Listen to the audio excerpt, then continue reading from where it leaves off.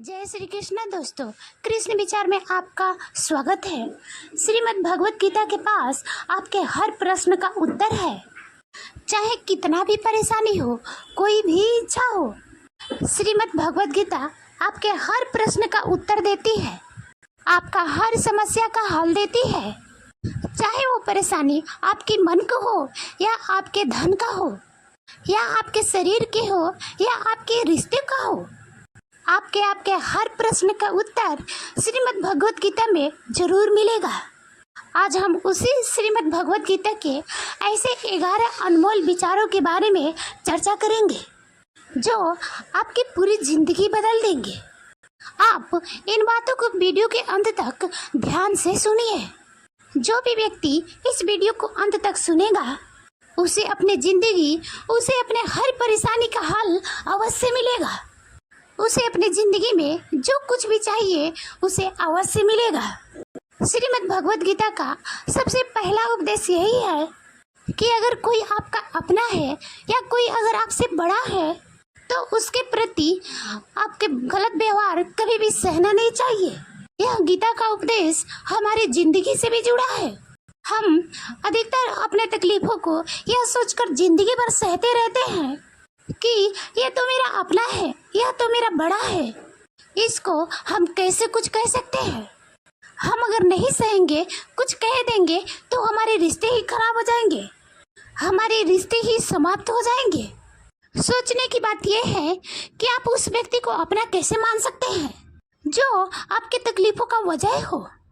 अपना तो वो होता है जो हमारे तकलीफों को दूर कर दे। तो गीता का उपदेश यह है कि किसी को भी अपना फायदा मत उठाने दो, किसी को भी खुद पर जुल्म मत करने दो, क्योंकि आप जितना सहेंगे लोग आपको उतना ही सहने के लिए और मजबूर करेंगे। अर्जुन ने श्री कृष्ण से अपना दुख प्रकट करते हुए कहा कि हे केशव, मैं अपनों से कैसे युद्ध करूंगा? यह सब तो अपने ही हैं। मैं कैसे भीष्म पितामह और द्रोणाचार्य से युद्ध करूंगा, क्योंकि वो दोनों तो मेरे पूजनीय हैं। इसलिए इन गुरुजनों को मारने से तो अच्छा है कि मैं भिक्षा के अन्न को खाकर अपने जीवन का गुजारा करूं। और जिन गौरों से मैं युद्ध करने जा रहा हूं वो सब धृतराष्ट्र के पुत्र मेरे भाई ही हैं, मेरे अपने ही हैं। इन सब को मारने से तो अच्छा है कि मैं सन्यासी बन जाऊं। तो श्री कृष्ण ने अर्जुन से कहा, यहाँ कौन अपना है, कौन पराया है? जो अधर्म करता है उसके साथ युद्ध करना यह भी एक धर्म है। तो अपने मन के मोह को त्याग दे, नहीं तो सारा जग तेरी निंदा ही करेगा, तुझे डरपोक कहेगा। बात अपने पराये की नहीं है, बात धर्म और अधर्म की है, बात सही और गलत की है। अगर व्यक्ति गलत को सहेगा, उसका अंत नहीं करेगा, तो गलत करने वाले को और बल मिलेगा, वह और भी गलत करेगा। इसलिए मन के मोह को त्याग करके तू युद्ध कर। महाभारत के एक और कहानी भी है। जब अर्जुन के पुत्र अभिमन्यु की युद्ध में मृत्यु हो जाती है तब अर्जुन बहुत दुखी होता है, रोने लगता है। तो श्री कृष्ण से कहने लगा कि मेरा पुत्र अभिमन्यु मर गया है, मैं ये दुख बिल्कुल भी सहन नहीं करूंगा, मैं भी अपने आप को समाप्त कर लूंगा। फिर भगवान श्री कृष्ण उसे आत्माओं के लोक में लेकर गए, जहाँ अभिमन्यु आनंद से बैठा हुआ था, क्योंकि उसने क्षत्रिय उचित व्यवहार किया था। तो उसे देवताओं के पद की प्राप्ति हुई।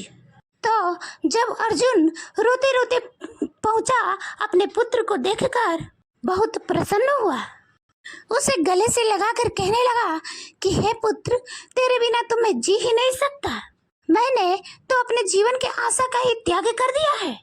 तो अभिमन्यु कहने लगा कि आप कौन हैं? अर्जुन बोला, मैं तेरा पिता हूँ। तो अभिमन्यु कहने लगा, कौन पिता कौन पुत्र? मेरे हजारों जन्म हुए हैं, किसी जन्म में आप मेरे पुत्र बनते हैं तो किसी जन्म में मैं आपका पुत्र बनता हूँ। आत्मा का ना कोई माता होता है और ना कोई पिता होता है। जब अर्जुन ने देखा कि मेरा पुत्र मुझे पहचान भी नहीं रहा है तो उसका सारा मोह खत्म हो गया। इसलिए इस गीता के उपदेश को ठीक से समझ लो कि यहाँ कोई अपना पराया नहीं है। जो बुरे वक्त में, जो तकलीफ के वक्त में हमारा साथ दे, सिर्फ वही हमारा अपना है, बाकी सब पराया है। गीता का 10वां उपदेश यह है कि जो चला गया कभी उसका दुख मत करो, और जो आने वाला है उसका बिल्कुल भी चिंता मत करो। जब महाभारत का युद्ध चल रहा था तब अर्जुन ने श्री कृष्ण से कहा कि अगर ये युद्ध हुआ तो करोड़ों लोग मारे जाएंगे। जो सैनिक और योद्धा इस युद्ध में मारे जाएंगे उनके स्त्रियों का क्या होगा, समाज कैसे आगे बढ़ेगा। और भी बहुत सी बातें अर्जुन ने विस्तार से कही है। तो भगवान श्री कृष्ण ने कहा, हे अर्जुन, तू बड़ी बड़ी ज्ञानों जैसी बातें करता है, लेकिन जो सच में ज्ञानी होता है वो जो लोग मर चुके हैं, जो जा चुके हैं या एक दिन जाने वाले हैं, उनका चिंता नहीं करता है, उनका दुख नहीं करता है। तेरे हाथ में कुछ भी नहीं है, तू चाह कर भी कुछ कंट्रोल नहीं कर सकता है। जीवन और मरण ये तो प्रकृति का नियति है। इसलिए जो ज्ञानी होता है वह किसी के मरने पर रोता नहीं है। ज्ञानी जन ना ही बीते हुए कल का शोक करते हैं और ना ही आने वाले कल की चिंता करते हैं। इसलिए जो होने वाला है वो होकर ही रहता है, और जो नहीं होने वाला है वह कभी नहीं होगा। ऐसा निश्चय जिसकी समझ में आ जाता है, जिसकी बुद्धि में आ जाती है, उसे कभी कोई चिंता नहीं सताती, कोई दुख नहीं सताता। हमारे सारे दुखों का कारण यही है। या तो हम जो वक्त गुजर चुका है उसे सोच सोच कर परेशान होते रहते हैं, या भविष्य की चिंता कर कर के खुद को बीमार कर देते हैं, समय को नष्ट कर देते हैं। गीता का ज्ञान हमें यही सिखाता है। ना तो हम बीता हुआ कल बदल सकते हैं और ना ही आने वाला कल पर कंट्रोल कर सकते हैं।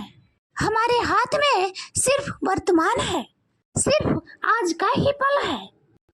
हमारे 99% तनाव और भूतकाल के बारे में दुख सोचते रहने से होता है। हम हमेशा उसी में ही जीते रहते हैं, वर्तमान में कभी नहीं जीते, इस पल को कभी नहीं जीते। जब आप वर्तमान को पूरी आनंद लेना सीख जाओगे तभी आपकी जिंदगी में तनाव कम होगा, चिंताएं खत्म होगी। वर्तमान में जीना एक बहुत बड़ी उपलब्धि है। हमारे हाथ में भी सिर्फ आज का ही पल है। हमें जो भी करना है आज ही करना है। कभी भी ये सोचकर समय को नष्ट नहीं करना चाहिए कि अभी मेरे पास बहुत समय बचा है। एक गुरुजी ने अपने एक शिक्षक का पारस का पत्थर दिया। उनका वो शिष्य बहुत आलसी था, हर एक काम को कल पर टाल देता था। तो गुरुजी ने उसे कहा, मैं तुम्हें एक पारस पत्थर दे रहा हूँ। इस पारस पत्थर को जब तू लोहे से स्पर्श कराएगा तो लोहा स्वर्ण बन जाएगा, और ये पारस पत्थर मैं तुम्हें 1 महीने के लिए दे रहा हूँ। जब 1 महीना समाप्त हो जाएगा तब मैं तुमसे ये पत्थर वापस ले लूंगा। तब तक तू इस पत्थर को अपने पास ही रख। गुरुजी का वो शिष्य बाजार में लोहा खरीदने के लिए गया। जब बाजार में वो लोहा खरीदने पहुंचा तो उसे लोहे का वो रेट बहुत ही महंगा लगा। उसने कहा, थोड़े दिन रुक के ले लूंगा जब लोहे का रेट कम हो जाएगा। लेकिन उसकी बुद्धि में ये बिल्कुल नहीं आया कि इस लोहे से मैं सोना बनाकर बहुत अधिक धन बना सकता हूँ। लेकिन उसके मन की सुस्ती, उसके मन के आलस्य, उसके वजह से उसने उस काम को कल पर टाल दिया। ऐसे ही करते करते पूरा महीना समाप्त हो गया। फिर गुरुजी उस शिष्य के पास आ पहुंचे कि बताओ तुमने कितना सोना बनाया। तो कहा कि गुरुजी मैंने तो सोना बनाना शुरू भी नहीं किया। तो गुरुजी बोले कि वह पारस पत्थर अब मुझे वापस चाहिए। तो लड़का बोला कि नहीं, मुझे थोड़ा वक्त दीजिए, अभी तो शाम तक बची है। मैं थोड़ा सोना की इकट्ठा करके धन बनाना चाहता हूँ। तो गुरुजी ने कहा, जब पारस पत्थर तुम्हारे पास पूरे 1 महीने था और तू कुछ नहीं कर पाया, लेकिन अब समय समाप्त हो चुका है, अब तू 1 दिन में क्या कर सकता है। ऐसे ही हमारा जीवन है, हमारी जिंदगी भी ऐसे ही है, और ये समय ही पारस पत्थर है। हम समय के एक एक पल से अपने जीवन को सोना बना सकते हैं, लेकिन हमें ये लगता है कि हमारे पास बहुत समय बचा है।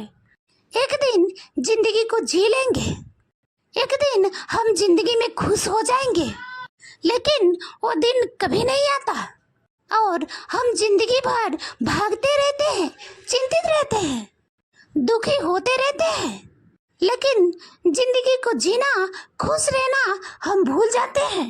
इसलिए गीता का ज्ञान हमें ये सिखाता है कि आप आज में जीना सीखो, इस पल में जीना सीखो। गीता का तीसरा उपदेश यह है कि मौत से डरना बिल्कुल व्यर्थ है।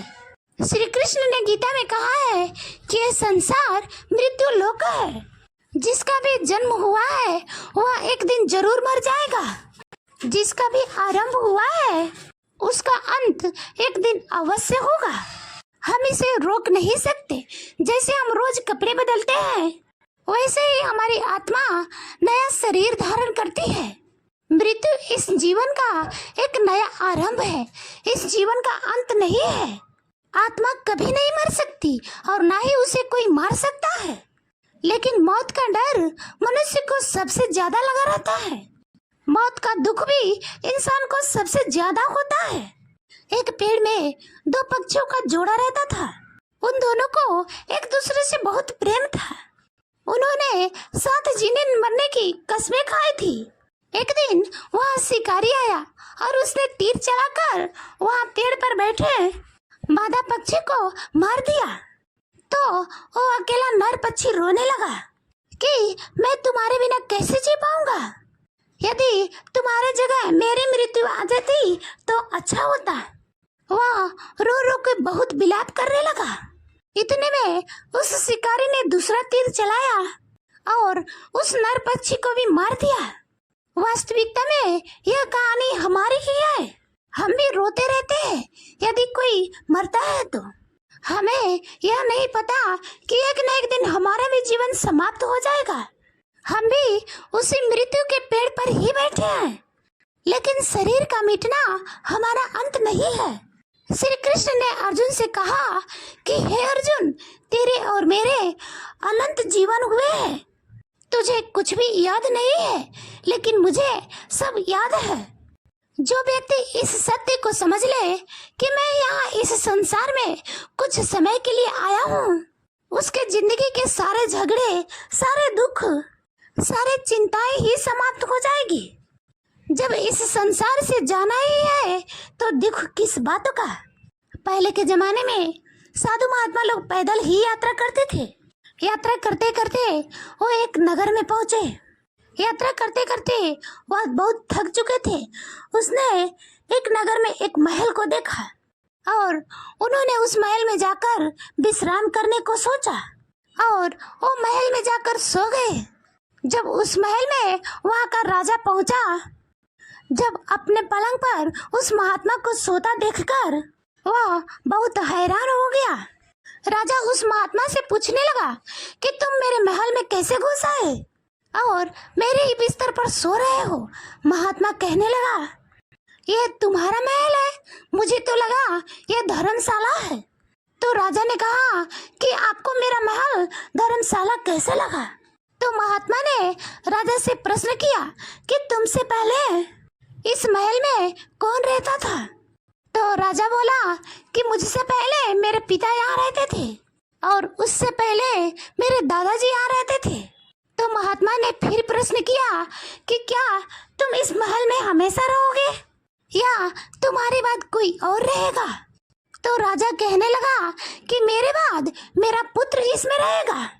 तो महात्मा राजा से कहने लगे कि जिस जगह पर रहने वाले बार बार बदल जाते हो उसे घर कैसे कह सकते हो, वो तो धर्मशाला ही है।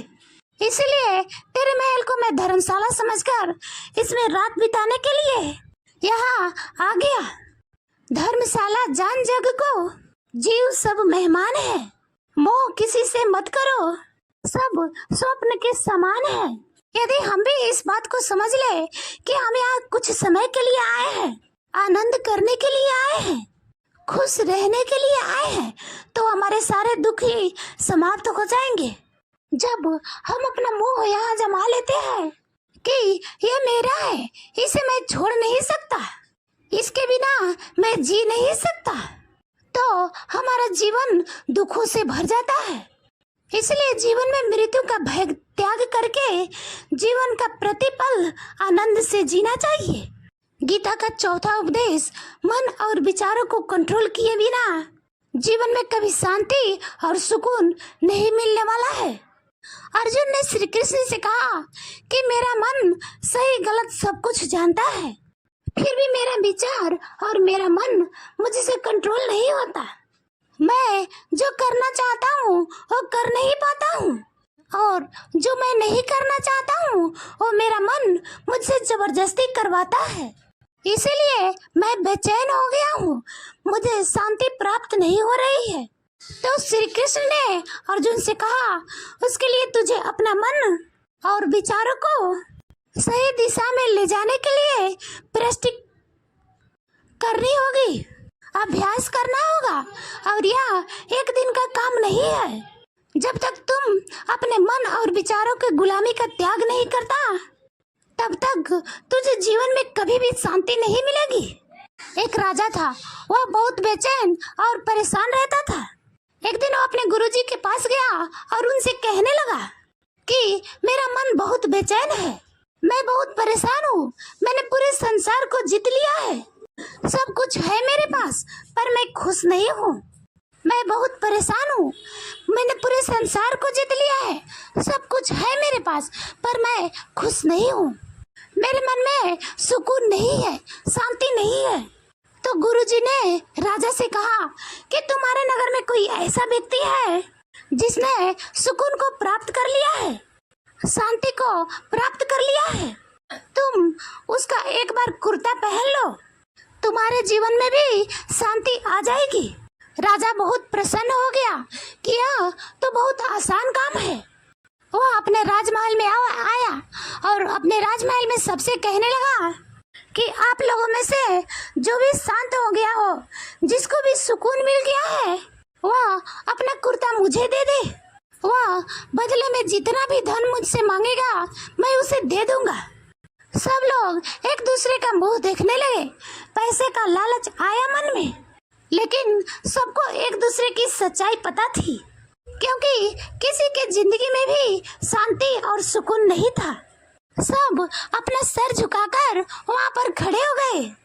उस राजा ने पूरे नगर में ढिंढोरा पिटवा दिया कि जिसे भी शांति प्राप्त हो चुकी हो, सुकून प्राप्त हो चुकी हो, वह मेरे पास आकर अपना कुर्ता दे दे। वह जितना कहेगा उसे उतना ही धन दिया जाएगा। लेकिन एक भी व्यक्ति ऐसा नहीं मिला जिसे शांति प्राप्त हो चुकी हो। वास्तविकता में जब कोई मरता है तब हम कहते हैं कि वह व्यक्ति आज शांत हो गया। आप कभी किसी जिंदा इंसान के लिए नहीं सुना कि एक जीता जागता इंसान शांत हो गया है। राजा के सैनिक पूरे शहर में घूमते रहे, फिर उन्हें एक पेड़ के नीचे एक महात्मा तपस्या करता दिखा। उसके चेहरे पर एक शांति थी, सुकून था। वो सैनिक उस महात्मा से आकर पूछने लगे कि क्या आपने शांति प्राप्त कर ली है, सुकून प्राप्त कर लिया है? तो महात्मा ने कहा, मैं पूरी तरह से शांत हूँ। तो सैनिक उसे राजा के पास लेकर आए। तो राजा ने उस महात्मा से प्रश्न किया कि क्या आपने शांति और सुकून प्राप्त कर लिया है? तो महात्मा कहने लगे कि महाराज, मैं पूरी तरह से शांत हूँ, मुझे कोई चिंता नहीं, मुझे किसी भी चीज का लालच नहीं, मुझे कोई इच्छा नहीं है।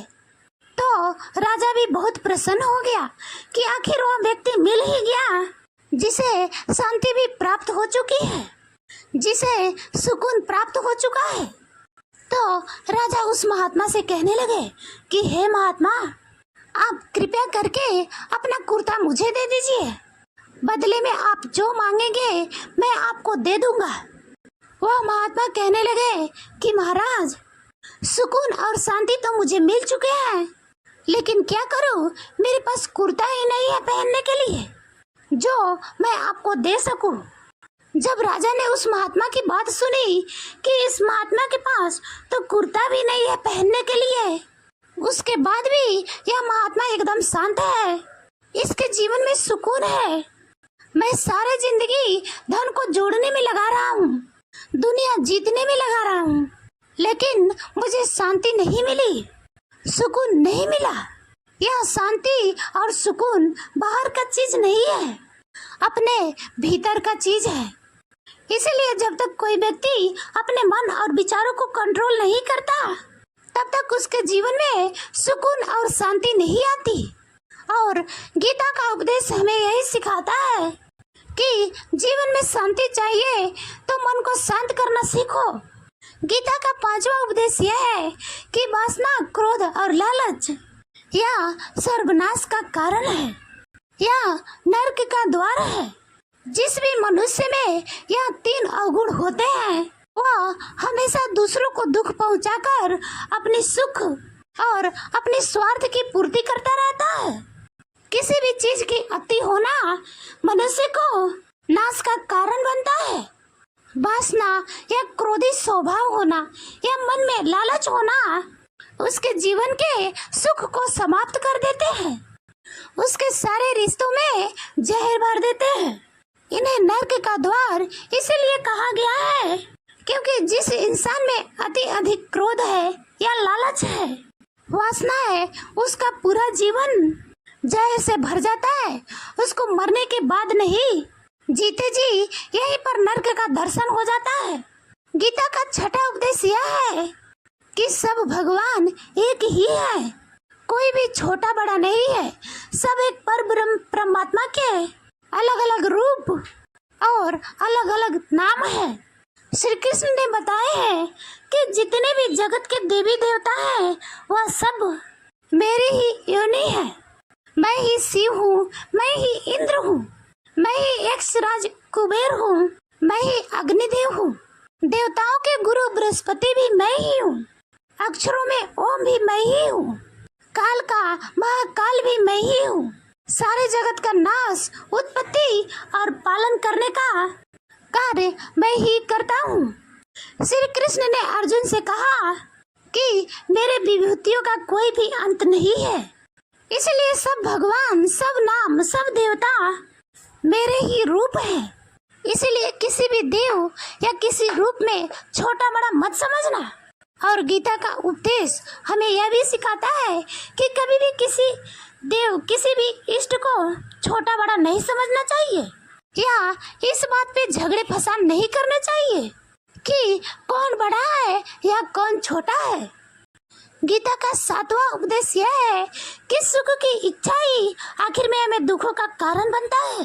श्री कृष्ण ने अर्जुन से कहा कि मनुष्य जितना ये सुखों का लालसा करता है, उतना ही उसकी इंद्रियां सुख भोग में आसक्त हो जाती है, उतना ही इंसान का मन संसार का सुख और आकर्षण का गुलाम बन जाता है। और जितना ही व्यक्ति सुख के पीछे भागेगा, उतना ही उसे दुख के अनुभव से गुजरना पड़ेगा, क्योंकि ये संसार का नियम ही है। जो चीजें शुरू में मन को आकर्षण करती है, बाद में वह बहुत दुख देती है, और जो चीजें शुरू में मुश्किल लगती है, कठिन लगती है, बाद में हमें बहुत काम आती है। गीता का 8वां उपदेश यह है कि जो भी मनुष्य दुनिया के सारे सहारे छोड़कर सिर्फ भगवान को ही अपना सहारा मान लेता है, उसकी हर जरूरत वो ईश्वर पूरी करता है, उसके हर प्रकार से रक्षा वो परमात्मा करता है।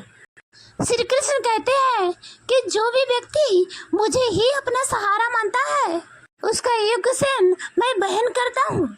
जो जिसको नहीं मिली है उसका प्राप्ति कराना ही योग है, और जो चीज जीवन में मिली है उसकी रक्षा करना उसका नाम सेम है। श्री कृष्ण कहते हैं जो मुझ पर भरोसा रखते हैं उनको जो चाहिए वो मैं जरूर देता हूँ और उनको हर प्रकार से मैं रक्षा भी करता हूँ। गीता का नवा उपदेश यह है कि इस संसार में हमारा कुछ भी नहीं है। गीता सार में आपने कई बार सुना होगा कि तुम्हारा क्या गया कि तुम रोते हो, तुम क्या लाए थे जो तुमने खो दिया, जो भी लिया यही से लिया, जो भी दिया यही पर दिया। जो आज तुम्हारा है कल किसी और का होगा, क्योंकि परिवर्तन संसार का नियम है। यह संसार परिवर्तनशील है। सब लोग यहाँ बदल जाते हैं, हर रिश्ता बदल जाता है और तो और यह हमारा शरीर भी हर दिन बदलता रहता है। बचपन से जवानी, जवानी से बुढ़ापा और एक दिन ये शरीर हमारा साथ छोड़ देता है।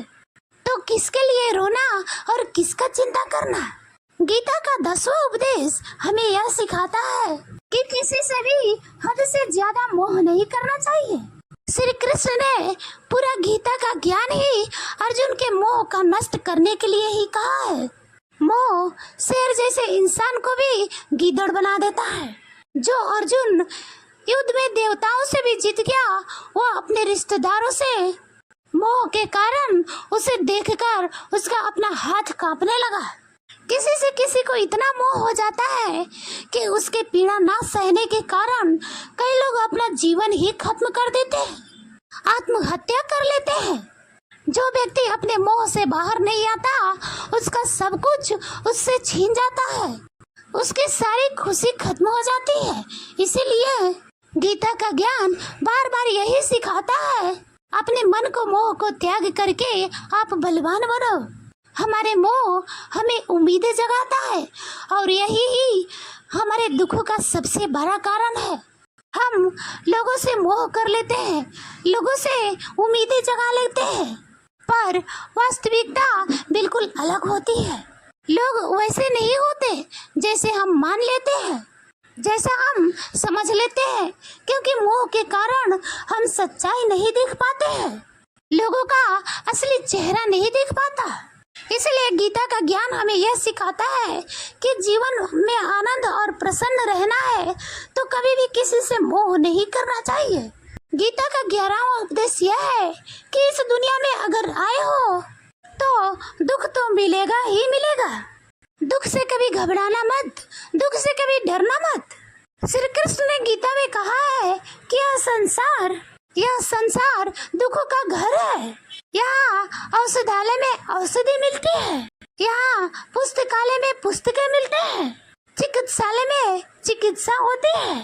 वैसे ही संसार को भी श्री कृष्ण ने एक नाम दिया है, यह दुखालय। अगर जिंदगी मिली है तो जीना तो होगा ही।